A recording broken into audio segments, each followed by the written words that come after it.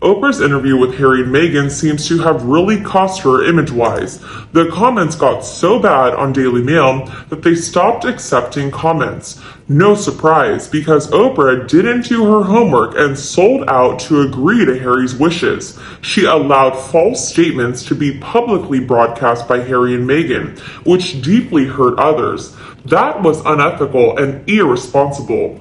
Oprah gives marriage advice when she's never been married, gives parenting advice when she has no kids, gives health advice when she's as big as a house, lectures on income inequality when she's a billionaire. Am I wrong for asking why people listen to this woman? One commenter, Oprah has some wobbles and errors, and I have to admit her follow-through was poor. The O magazine was kinda meh, but I bought it. But after this interview, I lost all respect. So shoddy, so weak, so part of this PR machine of destruction. The veil is lifted. Oprah is a wicked charlatan and deserves to be booed out of society for her hubris and arrogance.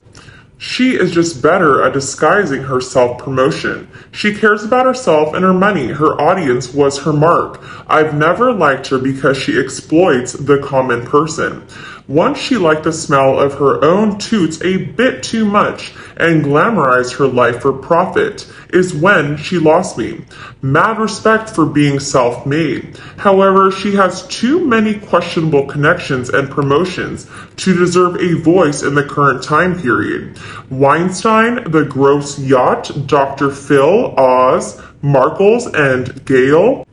I did lose a lot of respect for her when I learned she would hang out with the sexual predators in Hollywood. Considering she was a SA survivor, you would have thought she would steer clear of those guys. Just think how she got away for decades being lauded as this ultra-generous host who showers her audience with gifts.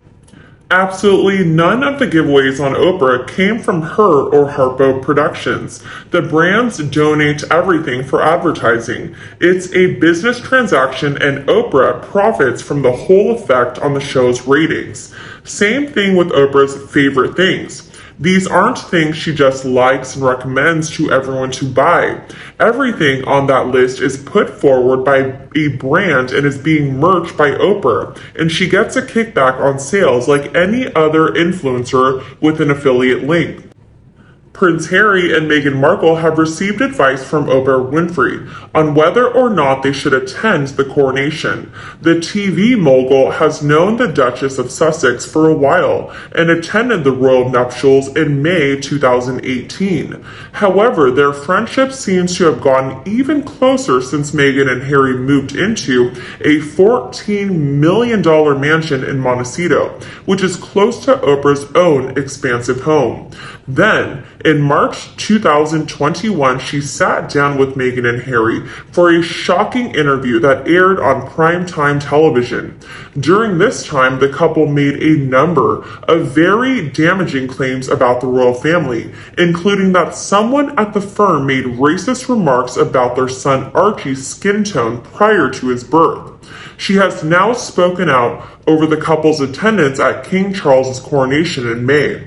In a recently made public segment from Tuesday's CBS Mornings program, she said, "I believe people should act in a way that they and their family feel is best. That is my opinion. In the end, it all boils down to that. What do you believe is best for you?" she went on. They did not solicit my views. She was one of the first black women to really make it on TV. When she first started out, she was a very good interviewer, and her show tended to get emotional. Daytime TV was filled with Who's the Daddy shows and soap operas, so she was a breath of fresh air. She also had an awful childhood, so the self-made story really appealed to a lot of people. Oprah was a marketing genius too. She started a book club, and her favorite things, which was actually a bunch of overpriced, stupid crap that people, myself included, bought because she endorsed it. She also had big giveaway shows, which included giving away cars. One of my coworkers got one. There really wasn't anyone else like her. She also introduced us to Dr. Oz and Dr. Phil, which I'll never forgive her for.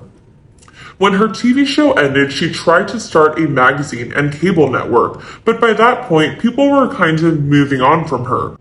Now, she's desperate to get back to the level of fame she had years ago. She has always been obsessed with the royals, and the best she could do was interview Sarah. So I think she viewed Harry and Meghan as her gateway to William and Catherine, or Charles. She wants attention again, which motivates everything she does. A source said the Duke and Duchess have reportedly been invited and are anticipated to attend the function on May 6th. However, in recent weeks, rumors have surfaced claiming that the family members are secretly informing pals they would ignore them. Members of the royal family are apparently hoping that if the Duke and Duchess attend the coronation of King Charles and Camilla as planned, they would be seated in Iceland. The children of Prince Harry and Meghan Markle, according to another source, have not been invited to the coronation. The children of the Sussexes are deemed by palace authorities to be too young to attend the ceremony at Westminster Abbey.